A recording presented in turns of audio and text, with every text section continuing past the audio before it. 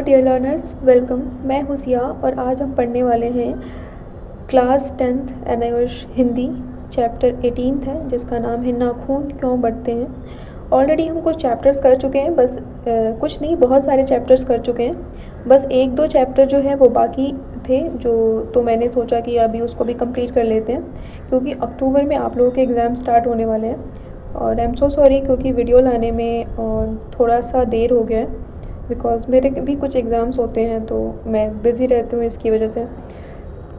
तो आज के इस वीडियो में हम चैप्टर 18 नाखून क्यों बढ़ते हैं, ये है एनआईओएस क्लास 10th की हिंदी, इसको हम कंप्लीट करने वाले हैं। तो चलिए स्टार्ट करते हैं इस चैप्टर को। तो चैप्टर की जो स्टार्टिंग होती है वो यहाँ से है कि बगीचे और मन की तुलना की जाती है। तो देखते हैं कि बगीचे को मन से कैसे जोड़ा जाता है, कैसे तुलना की जाती है। तो बरसात के बाद बगीचे में खरपतवार, घास जिसको बोलते हैं, जो अनवांटेड जो होते हैं, कुछ ऐसी चीज़ें उग जाते हैं तो वो बहुत ज़्यादा बढ़ जाती है बरसात के समय। ठीक है, माली उसे बोलते हैं जो उस गार्डन का, बगीचे का देखभाल करते हैं। तो जो माली है उसे काट कर अनवांटेड जो खरपतवार है, घास वास है, उसको हटाकर बगीचे को सुंदर और व्यवस्थित बनाता है। ठीक है, यदि माली खरपतवार ना काटे तो जो बगीचा है वो इतना अस्त व्यस्त हो जाएगा कि चलना फिरना भी मुश्किल हो जाएगा। ठीक है, आपने देखा होगा कि ऐसे जगह जहाँ पे कोई भी इंसान ना रहता हो, चाहे जो घर ही ले लो, गांव का एक मिट्टी का घर ले लो जहाँ पे मिट्टी का घर है पूरा, जहाँ पे लोग नहीं रहते हैं। ठीक है, अब उसको 2-3 साल के बाद अगर आप उस घर में जाएंगे तो तरह तरह की ऐसे अनवांटेड घास वगैरह उग जाते हैं। घर की बात नहीं कर रही हूँ, घर में तो ज़्यादा नहीं होता, बट अगर आप किसी बगीचे में देखें तो ये काफ़ी चीज़ें देखने को सामने आती है, खरपतवार वगैरह, घास ऐसे, है ना। सेम हमारा मन भी ऐसा है कि अगर अच्छे विचार आते हैं हमारे मन में तो उसके साथ साथ बुरे विचार को यहाँ पे हम खरपतवार कह रहे हैं, वो भी उगती हैं। तो बुरे विचारों को काटकर मन को शुद्ध और सुसंस्कृत बनाते हैं, इसको कहते हैं संस्कारित करना। यही मनुष्यता का आदर्श है। जैसे बगीचे में खरपतवार, बारिश के समय खरपतवार आ गया था तो माली ने उसको हटाकर बगीचे को सुंदर और व्यवस्थित बनाया। इसी तरीके से हमारा मन है कि मन में अच्छे विचार भी आते हैं और बुरे विचार भी आते हैं, बगीचे की तरह। जैसे बगीचे में फूल भी खिलते हैं और खरपतवार भी हो जाते हैं। तो खरपतवार को हटाकर हम फूल को रखते हैं ताकि सुंदर लगे, वैसे ही हमारे मन में अच्छे विचार को रखते हैं और साथ ही साथ बुरे विचारों का त्याग कर देते हैं। तो ये तो हुआ हमारा चैप्टर का पहला, जिसको बगीचे और मन की तुलना की है।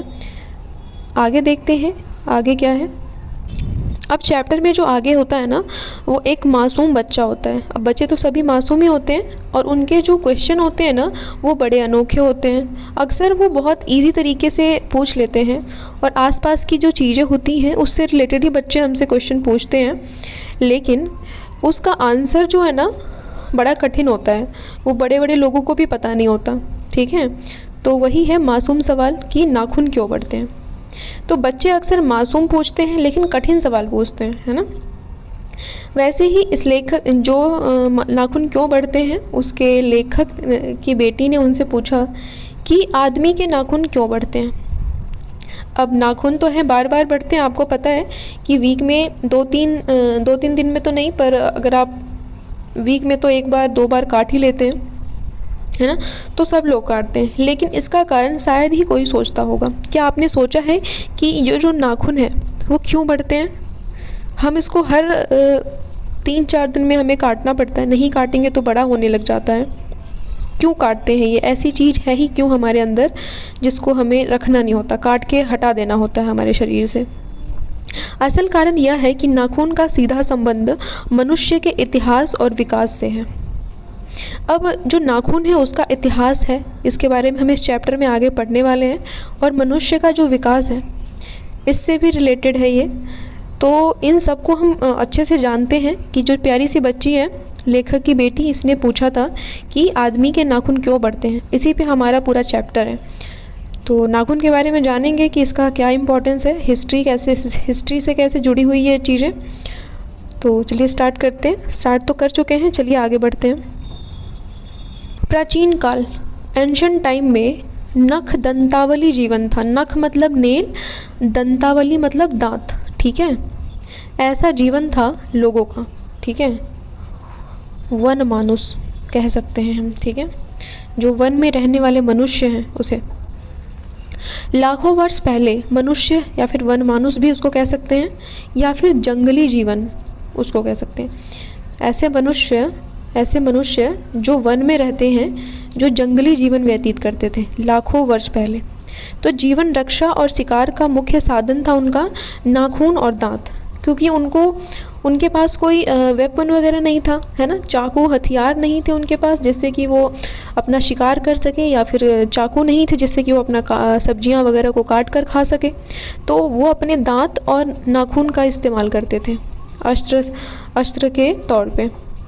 तो नाखून मनुष्य का पहला और मुख्य अस्त्र था। अस्त्र वो होता है जो हम पकड़ के, जैसे कि अस्त्र हो गया चाकू, हम पकड़ के उसका वार करते हैं।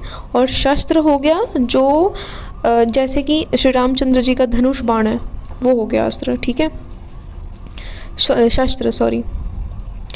नाखून से शिकार पकड़ना, शत्रु को मारना, अपनी रक्षा करना, ये सारी चीज़ें वो किससे करते थे? नाखून से ही करते थे। शत्रु को मारते थे, अपनी रक्षा करते थे, या शिकार भी करते थे। तो उस समय मनुष्य था नख दंतावली प्राणी, वही हमारा ऊपर जो हमने हेडिंग डाला है वही है।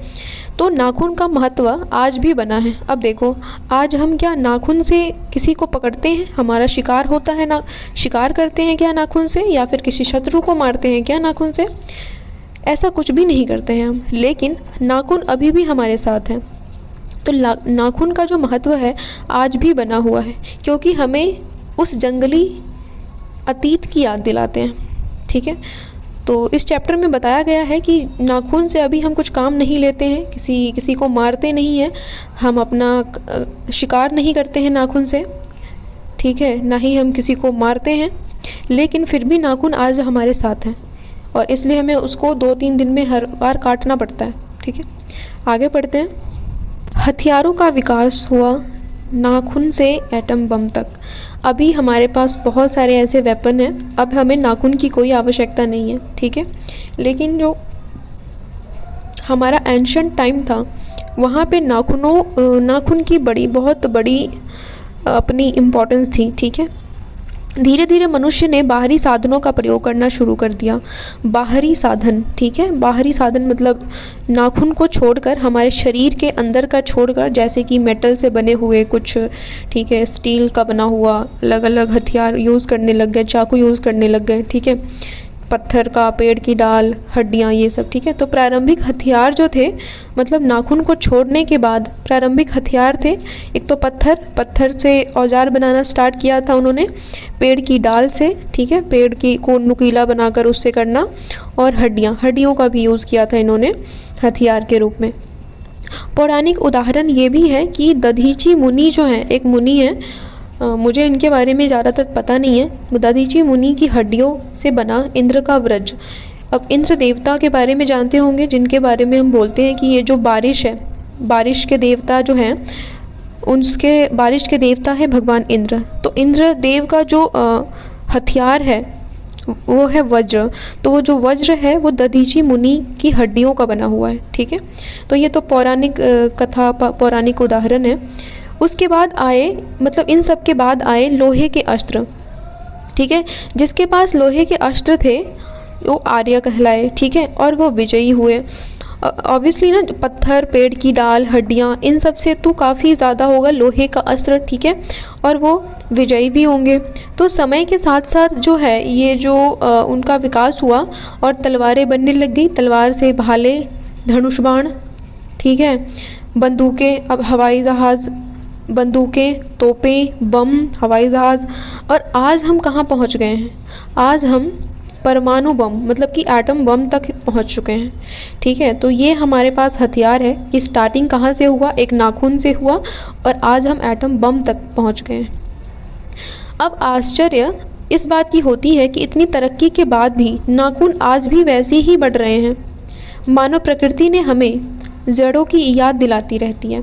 अब ऐसा है ना कि नाखून तो पहले हम नाखून से काम लेते थे, पर अब हमने नाखून को छोड़कर अब हमारे पास बहुत सारी चीज़ें हैं, लेकिन फिर भी नाखून अभी भी बढ़ते हैं। वो याद दिलाते हैं कि हमारी जो अस्तित्व है, हमारा जो अस्तित्व है वो क्या है, हमारी जड़ जो थी वो क्या थी। ठीक है, अब इसके बारे में आई नो आप में से बहुत सारे लोगों ने कभी सोचा नहीं होगा, नाखून को बस एक ऐसी चीज़ माना होगा, पर ये स्टार्टिंग तो यहाँ से हुआ था। और अब आगे देखते हैं इसमें क्या क्या है चैप्टर में। अब नाखून जो है ना पशुता का प्रतीक है, पशु। ये कैसे कि नाखून जो है ना मनुष्य की पशु प्रवृत्ति का अवशेष है। अब देखो नाखून जो है ना, नाखून से क्या कुछ अच्छी चीज़ें करते थे पहले? नहीं करते थे ना, मारते थे, काटते थे, खाते थे, सिर्फ इतना ही तो काम लेते थे। अब नाखून को काटना, अब गंदे गंदे से बड़े बड़े से नाखून रहते हैं, कितने भद्दे से लगते हैं, है ना। अब आप लोग में से बहुत सारे लोग कहेंगे कि अब लड़की भी होंगे कुछ तो उनको नेल्स बढ़ाने का शौक़ होता है, उस पर भी हम बात करेंगे, ठीक है। पर अब किसी किसी के पास अपना नाखून नहीं है तो वो किराए पे नाखून लेके भी लगाते हैं, है ना, नेल एक्सटेंशन वगैरह कराते हैं अब तो। लेकिन अब मैं लड़की हूँ, मैं नहीं रखती हूँ, मैं पूरा नेल्स काट के रखती हूँ। किसी दिन आप लोगों को ज़रूर दिखाऊंगी अपने नेल्स। बट हाँ, कभी कभी मैं बिल्कुल वो नहीं कर रही कि मैं नहीं रख सकती हूँ, कभी कभी रख सकती हूँ मैं, ठीक है। बट मुझे पर्सनली मुझे पसंद नहीं है ज़्यादा बड़े नाखून रखना। अब सवाल उठता है कि मनुष्य आज भी अस्त्र शस्त्र क्यों बना रहा है? क्या यह भी उसी पशुता नाखून बढ़ने का रूप नहीं? अब देखो नेल्स बढ़ते थे तो नेल्स का काम क्या था पहले कि उससे अपना किसी जानवरों को मारते थे, है ना। अब इतना डेवलप तो थे नहीं ना, अब यही काम करते थे, शिकार करते थे, मारते थे, अपनी स्वयं की रक्षा करते थे, तो ये सारे काम करते थे। और आज वही सारी चीज़ें हमारे हथियार, परमाणु बम, एटम बम, ये सारे इस सब ने ले रखा है, ठीक है। तो अभी भी तो अस्त्र शस्त्र का काम चल ही रहा है ना, नाखून को छोड़कर हम किसी और चीज़ पे शिफ्ट हो गए हैं। अब उदाहरण ये है कि हिरोशिमा और नागासाकी, ठीक है, वहाँ पे परमाणु बम गिराया गया था जिससे कि बहुत विनाश हुआ था, ठीक है। तो नाखून काटना का मतलब होता है कि आप अपने अंदर की जो बुरी चीज़ें हैं उसको काट कर हटा रहे हैं। और दूसरी तरफ क्या कर रहे हैं कि आप नाखून को तो हटा रहे हैं लेकिन सेम चीज़ें वेपन वगैरह बना रहे हैं। और वेपन क्यों बनाते हैं लोग? वेपन तो इसलिए बनाते हैं ना कि किसी का नुकसान हो, भले ही वो अपनी जो है खुद को संभालने के लिए, खुद को प्रोटेक्ट करने के लिए रखते हैं, लेकिन उससे अब देखो किसी के पास गन है, ठीक है, अपनी प्रोटेक्शन के लिए कोई गन रख रहा है, लेकिन गन से अब किसी को भोजन तो नहीं मिलेगा। या फिर गन मतलब क्या है? गन का काम क्या है? वो किसी को जान से मार सकता है, किसी को घाव पर पहुंचा सकता है, इतना ही कर सकता है ना गन। तो वही है कि नाखून को तो हम काट रहे हैं पर अलग अलग चीज़ों का ही इस्तेमाल कर रहे हैं, ठीक है। तो नाखून काटना बर्बरता का संयम, अपने ऊपर संयम रखना है और आप बुरी चीज़ों का त्याग कर रहे हैं ऐसा। और अस्त्र शस्त्र बढ़ा रहे हैं, ठीक है। तो ये आधुनिक बर्बरता का पुनरुत्थान है कि आप एक तरफ से तो अपने ऊपर संयम रख रहे हैं, ठीक है, कि आप नेल्स काट रहे हैं, लेकिन ये एक बहुत मॉडर्न और बर्बरता का पुनरुत्थान है कि आप दूसरी चीज़ों पे शिफ्ट हो रहे हैं, ठीक है। मुझे पता है कि ये थोड़ा सा हिंदी है, थोड़ा सा हिंदी नहीं है, पूरी ही हिंदी है, पर आपको समझ थोड़ी कम आ रही होगी क्योंकि कुछ चीज़ें ऐसी इसमें दे रखी है और चैप्टर भी ऐसा ही है। अगर आप बुक उठाएंगे, पढ़ने के लिए जाएंगे तो आपको समझ नहीं आएगा। तो अब इसमें भी मैंने बहुत अच्छे से कोशिश तो की है कि आप लोगों को समझ में आ जाए, पर कोई बात नहीं, अगर आपको एक दो लाइन समझ नहीं आती है तो अब इसका तो कुछ नहीं कर सकते। एक दो बार देखिएगा वीडियो, मैं तो यही कह सकती हूँ, समझ आ जाएगा। नेक्स्ट आगे बढ़ते हैं। नाखून और संस्कृति, कला व सौंदर्य का साधन। अब देखिए आगे हम मॉडर्न पे कि नाखून केवल युद्ध के लिए नहीं बल्कि सौंदर्य और मनोरंजन के लिए भी उपयोग में आए। अब देखो एक ये पता नहीं क्या है, ये कामसूत्र 2000 ईयर पुराना एक ग्रंथ है जिसमें नाखूनों की आकृतियों के बारे में, जैसे कि त्रिकोणीय, वर्तुल, चंद्राकार, दंतुल, आयता व मोम से सजाने की परंपरा। ये तो पुराना है, पर आज हम नेल एक्सटेंशन, अब हमारा नया जो है नेल एक्सटेंशन हो गया है, उस पे तरह तरह की चित्रकारी करते हैं हम, अलग अलग पेंट करते हैं, है ना, नेल पेंट करते हैं। और तो ये सारी चीज़ें आ गई हैं अभी भी। तो ये तो एक फैशन और सौंदर्य के लिए, मनोरंजन के लिए उपयोग में आता है ये, ठीक है। वो किसी और को क्या मारेंगे जो नेल एक्सटेंशन कराने के बाद खुद कुछ काम नहीं करते, बैठे रहते हैं नेल एक्सटेंशन करा कर, है ना। अब प्लीज़ ऑफेंड मत होना कोई भी, क्योंकि मैं उसके बारे में गलत नहीं कह रही हूँ, ये चैप्टर ही ऐसा है तो मुझे पढ़ाना पड़ रहा है, ठीक है। गौड़ देश लंबे नाखून का फैशन है। दक्षिण भारत में छोटे नाखून का फैशन, ये विभिन्नताएं हैं और जो भारत की संस्कृति का विशेष गुण है। नाखून जैसी साधारण चीज़ को भी कलात्मक और मनुष्योचित बना देना। मतलब कि ये है कि भारत की संस्कृति का ही है कि नाखून जैसी चीज़ को भी, अब देखो जैसे कि नाखून क्यों बढ़ते हैं। अब यहाँ से कोई सोच सकता था, चलो आप लोगों में से कोई सभी बताएंगे कि क्या अभी सब सोचेंगे कि आप आज से पहले क्या आपने कभी सोचा था कि नाखून क्यों बढ़ते हैं। नाखून एक पशु की निशानी है, नाखून एक अच्छी चीज़ नहीं है, उसको काट कर हटा देना चाहिए, है ना। मतलब गंदी चीज़ें लगती हैं कि जो हम पर काट कर हटाते थे तभी तो, लेकिन क्या आपको ये लगता था कि हम इतना कुछ बात कर सकते हैं नाखून पे ये चैप्टर पढ़ने से पहले? नहीं ना।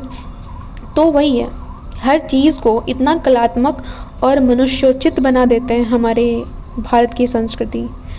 आगे पढ़ते हैं। वैज्ञानिक दृष्टि से देखें तो वैज्ञानिकों का मत है कि नाखून बढ़ना सहजात वृत्ति है, ठीक है। जैसे कि कुछ सहजात वृत्ति मतलब कुछ चीज़ें जो होती हैं ना, कुछ आदतें होती हैं, लंबे समय तक जीवों के जीवन का हिस्सा बने रहने के बाद भी शरीर में स्थायी हो जाती है।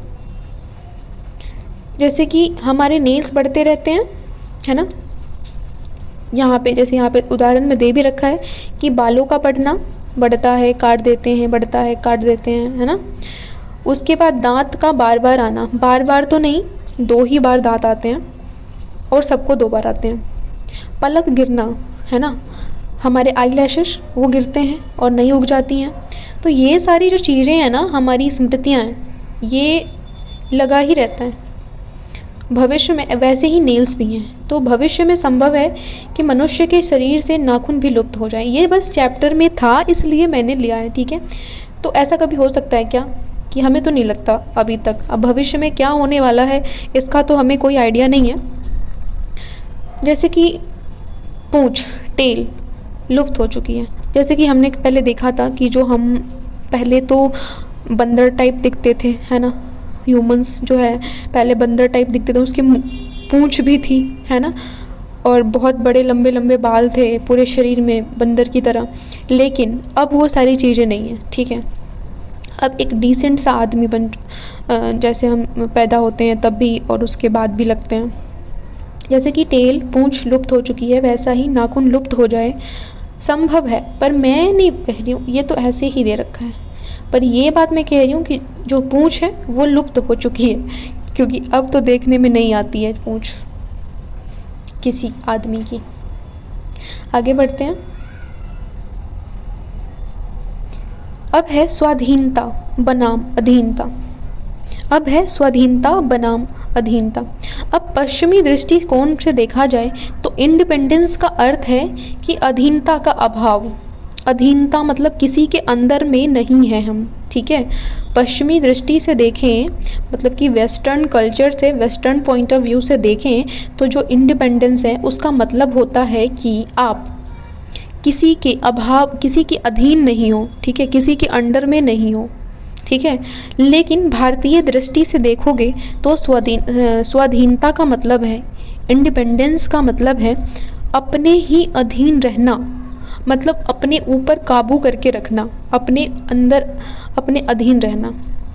तो इसका गहरा संदेश ये भी है, मैं काट नहीं रही हूँ, मैं अंडरलाइन कर रही हूँ अपनी तरफ से, ठीक है, ध्यान दीजिएगा।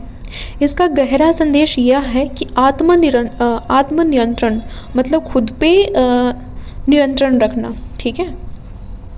मतलब ये चीज़ ध्यान रखना कि क्या आपके लिए सही है, क्या गलत है, और उसी के अकॉर्डिंग आपको चलना है। भारतीय चित्त हमेशा मानता है कि संयम और अनुशासन ही सच्ची स्वतंत्रता है। ऐसा नहीं है कि अनुशासन कि आप किसी को भी मार दिया, ये कर दिया। अनुशासन में रहना है आपको, जो आपको काम करना चाहिए, आपको अपने ऊपर कंट्रोल करना चाहिए, संयम में रहना चाहिए। और ये भारतीय चित्त का मतलब होता है मन, ठीक है। तो भारतीय थिंकिंग ये है।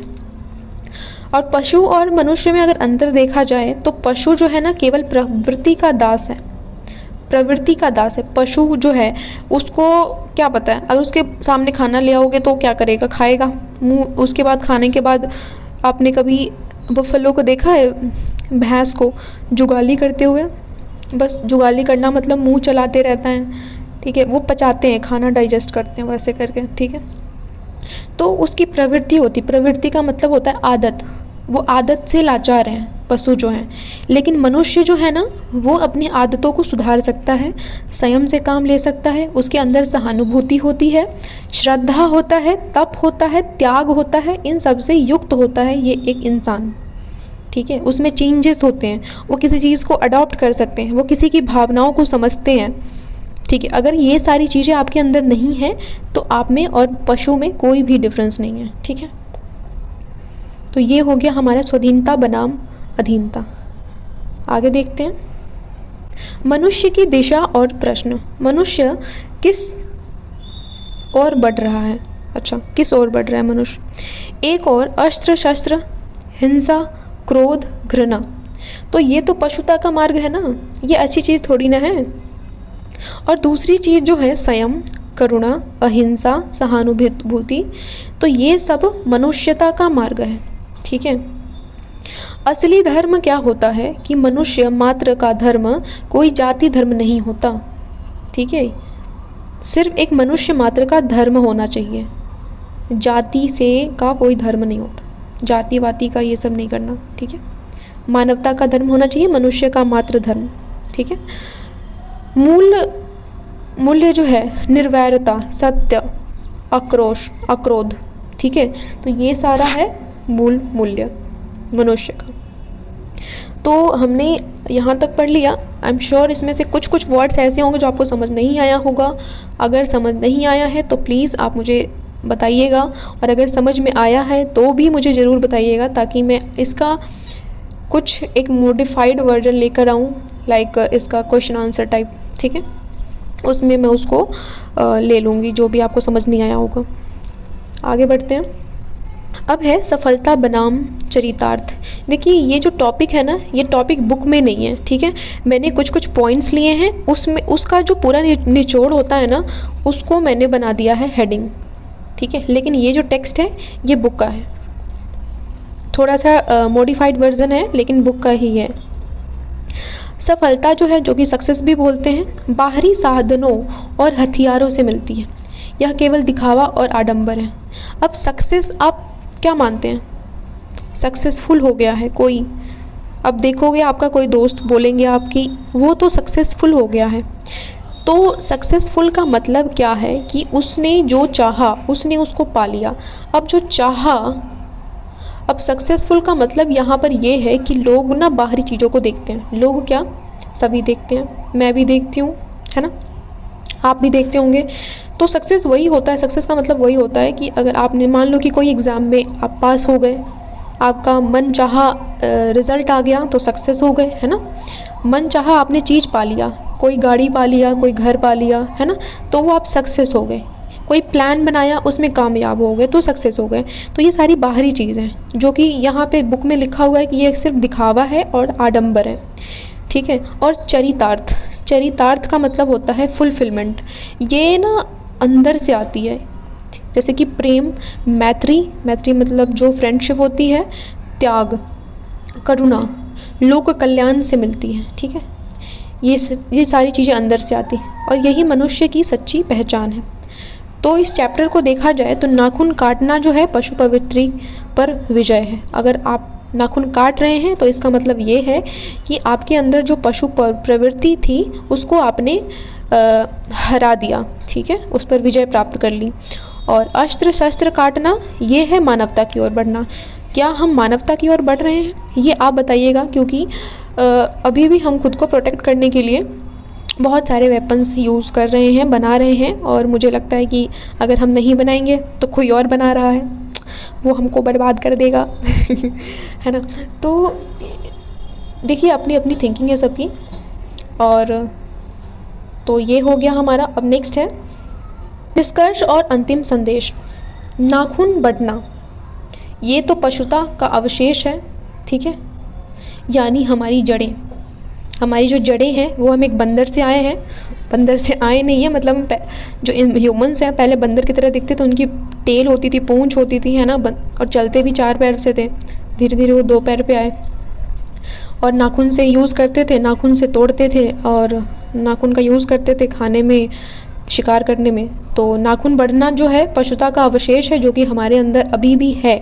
इस बात पे ऐसा शायद याद दिलाने के लिए नाखून आता है। तो ये हमारी जड़ें। नाखून काटना जो है वो अपने ऊपर आपने नियंत्रण करके और मनुष्यता का प्रतीक बनाया है आपने इसको, ठीक है।